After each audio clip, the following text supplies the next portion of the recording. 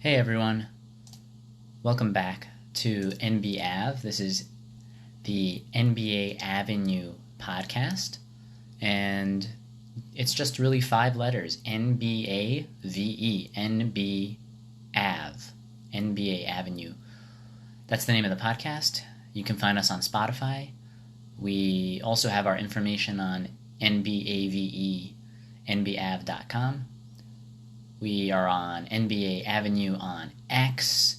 We are NBAV on Facebook. We are NBAV on LinkedIn. And you can email the show at nbavenue@yahoo.com. So it's really an NBA Avenue. It's a great place to talk about all things NBA and hopefully put a bit of a fresh perspective.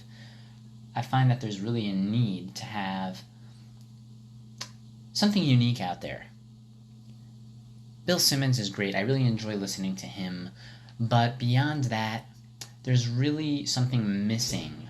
Aside from having the talk show where you have usually a Lakers-based main topic and there's some screaming and yelling between a couple of guys just trying to yell their already preconceived take that they've been arguing for the last couple of years and just relating that to whatever's happening today.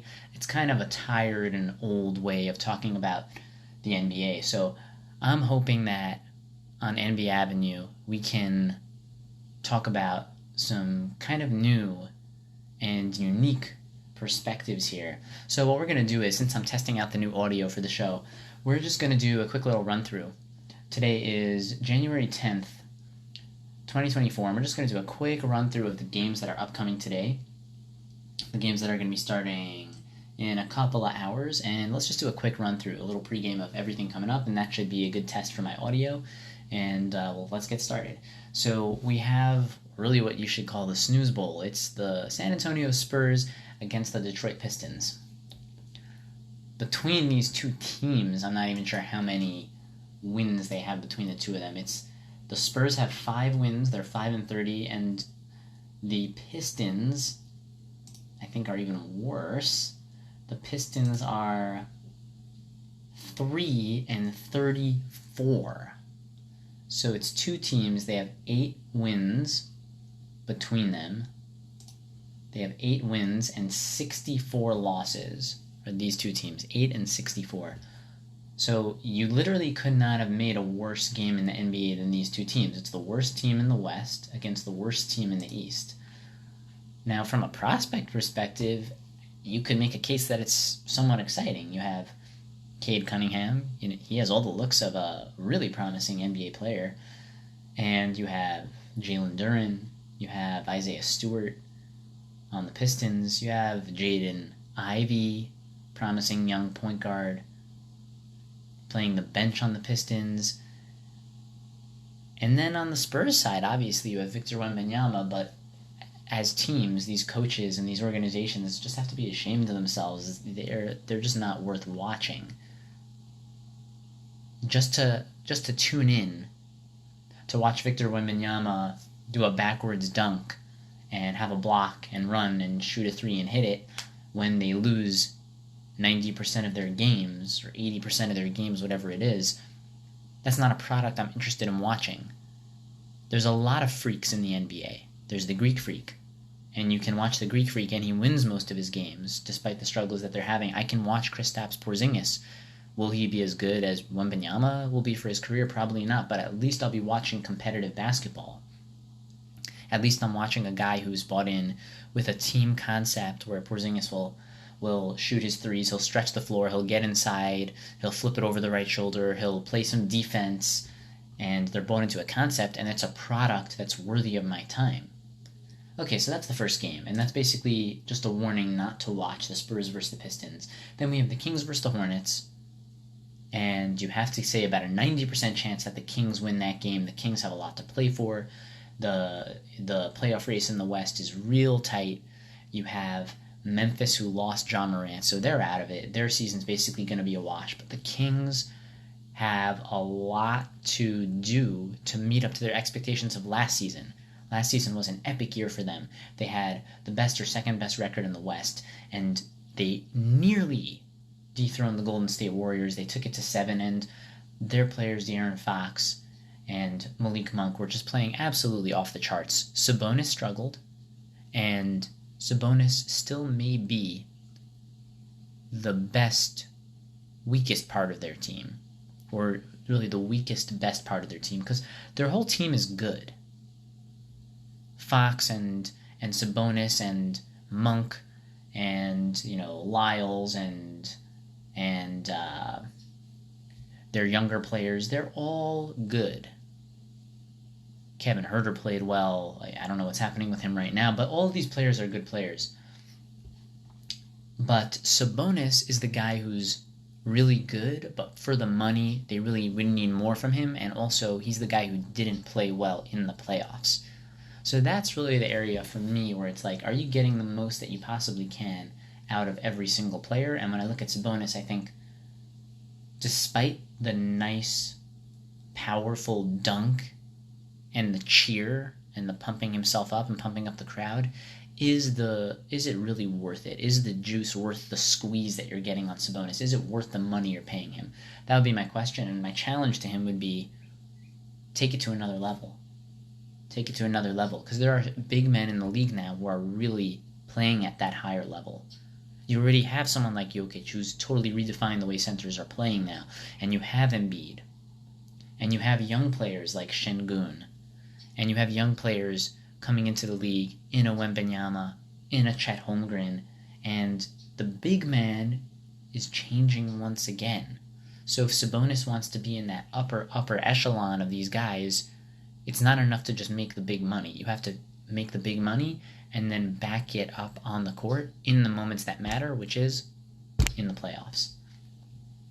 Then we have a fantastic matchup. We have the Timberwolves against the Celtics. The Timberwolves have been playing real well, but they've been dipping a bit lately, and it's something to watch, because are they a prototypical 1 seed? I don't think so. They are the young, exciting team that got off to the fast start. They built a nice little cushion, and they've lost that cushion. And now, you're starting to wonder, maybe will they settle into more of the 5-6 seed range when it's all said and done. The Celtics, however, have a nice 3.5 game lead over the Bucks in the Eastern Conference. They're the best team by a nice margin. The Bucks are trending in the wrong direction, and the Celtics really have a clear path, not only to the 1 seed, not only to have an easier road during the playoffs, potentially, but also to get to the NBA Conference Finals and to the NBA Finals. They really have it made. The only thing that can derail the Celtics is injury. Their team is ready to go. They're deep 1 through 9. And if it's not this year, then the Celtics have a problem, because they're not going to be able to retain all these guys forever. Great matchup, Celtics versus Timberwolves. You got to give the Celtics the advantage in really every single game that they play.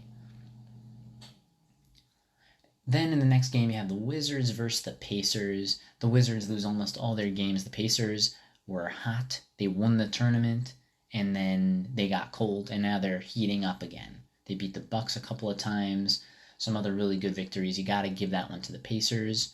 You have the Hawks versus the 76ers, and the Hawks have had a lackluster season, as exemplified by wanting to trade DeJounte Murray. And he was a player who, from the time that they traded for him, never really made sense, because they gave up Kevin Huerter, and Kevin Huerter was a huge part of their success in the playoffs back when they were playing the New York Knicks.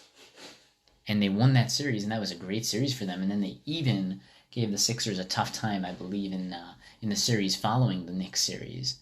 But the Hawks looked really good back then. Trae Young was balling. Bogdanovich was balling. Huerter was balling.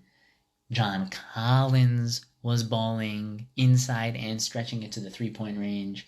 And then they made that Murray trade, and Collins fell off, and then they eventually traded him, and now what do they have? They have a team that's sitting in the lower part of the outside, looking in for a playoff position, even in the play-in, and they'll make it. They'll make it to the play-in, and they'll always be an exciting play-in team, because Trae Young has a knack for letting it all go in the playoffs and being a scary person to see on the team against you. but they've really had a lackluster season so far.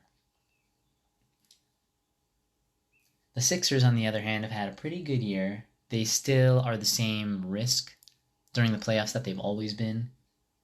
Joel Embiid, with a few minutes to go, it still has me worrying about him. Will he be able to score in the final 2 minutes of a close playoff game? And they have a bit of a different wrinkle. No more Harden, no more Simmons. They have now Tyrese Maxey. What's he going to look like at the end of a close playoff game? It's a question, and it's a question that we're all eager to get the answers to, and we will this year. Then you have everybody's favorite team. You have the Oklahoma City Thunder playing the Heat. There's no telling on any given night when the Heat are really going to come out strong and when they're not. You have to give the Thunder at this point the edge in every game, no matter who they're playing. Even perhaps if they're playing the Celtics, they've just looked so good this entire year. Shai Gilgeous-Alexander is the most surefire bet on any given night to play incredibly well. It's really hard to take away his game. He's shown that time and time again, and should be a good one down in Miami. You have the Bulls against the Rockets, two up-and-coming teams. The Rockets, really the swifter turnaround, the more surprising turnaround. When I say surprising, I mean in the sense that the Rockets were one of the worst teams in the NBA for the last few years. But by switching the coach, and by switching a couple of key players, mainly the point guard, Fred VanVleet, they've given the team a new identity. Also, Dillon Brooks is on the team now. The Rockets, I would give them the edge in this game over the Bulls, but it should be a good contest. You have the Pelicans versus the Warriors. I would still give the Warriors the edge in this one. The Pelicans are super inconsistent, and they have guys who can score, but they're missing something as a team in totality. When Alvarado is able to get his steals and turn it into buckets in transition, that does add something for them. But overall, I'm going to give the Warriors the edge in this game, despite all the struggles they've had throughout the entire season. In the final two games, we have the Denver Nuggets, your NBA champions, playing against the Utah Jazz. The Jazz can come to play on any given night. They can spring the upset, but you have to always pick the Nuggets. They're the NBA champs. Until someone takes that away, you've got to pick them almost on a nightly basis. It'll pay off way more often than not. And then in the final game, we have the Raptors against the Clippers. The Raptors are just trying to figure things out after the trade, sending away the great player OG Anunoby to the Knicks. The Knicks have not lost in the 5 games that they've had OG. He's provided the D. He's provided the 3. He was their leading scorer, I believe, in their last game. And they're undefeated, 5-0. You can't do any better than that. The Raptors, on the other hand, they've looked a little sloppy. They haven't figured out how to mesh. They have Siakam playing with Scotty Barnes and with Dennis Schroeder. And then they have Emmanuel Quickley playing along his prior teammate and still his teammate in RJ Barrett. And those guys know how to play with each other. The 3 aforementioned players know how to play with each other. But as a whole, the team doesn't know how to play with each other. And they're trying to figure that out. And most likely, they will just continue to be a little bit lacking and stay in the outside picture looking in. And the Clippers have really hit a hot streak. It's surprising. It surprised me. But it seems that the players have fallen into their roles. Harden has fallen into the role of the mostly ball-dominant point guard who's not taking as many shots in his later years. He's unlocked Ivica Zubac. He has spread the floor a little bit, opened things up for Paul George. And, of course, Kawhi Leonard only helps things get better on both ends of the floor. And then take the injection of defense and heart and energy from Russell Westbrook on the bench, and they've really turned this into a very interesting season. Hopefully they all stay healthy, and that's a little preview of what's to come tonight, January 10th. Your game's starting in about an hour and change, so we're going to hit the outro, which doesn't exist yet, but like I said, this is the NB Avenue podcast. You can find us at NBAVE on Spotify. You can find us at NBAVE.com, NB Avenue on Twitter, now X, NB Avenue on Facebook, and of course you can email your questions and comments to the show at nbavenue@yahoo.com. Till next time, we'll see ya.